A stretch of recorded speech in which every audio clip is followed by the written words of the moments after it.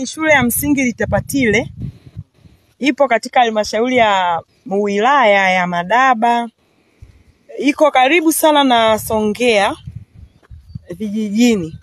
Na hili ndo darasa ambalo watoto wetu wanasoma jamani. Kama mnavyoona, hili ni darasa. Na huu ni ubao ambao ndo wanatumia watoto wetu wazuri. Hawa waliopo hapa ni darasa la 3. Wapo 19 kwenye darasa lao. Na kiukweli wanapenda sana kusoma. Ni darasa la 3, wako na mwalimu wao. Lakini pia hili darasa linatumika kwa chekechea mpaka darasa la 2. Chekechea la kwanza na la 2 ambao kwa saizi hapa hawapo, walishatoka. Kama mnavyoona hali halisi, wazazi wanataka watoto wasome na wamejitahidi, wamejenga hili darasa kwa ajili ya watoto wao kuweza kupata elimu. Mwalimu yupo, lakini ndo hivyo analipwa na kijiji.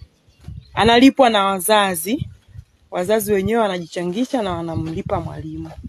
Kama mnavyoona mazingira yanaonesha wazi kabisa kunahitajika msaada wa haraka sana wa darasa, madawati kama tunavyoona.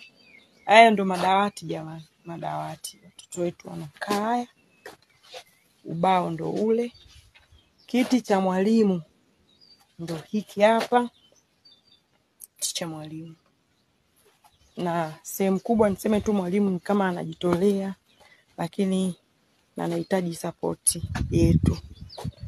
Na huku ni nje ya hili darasa ambalo ndo linatumika kwa wote.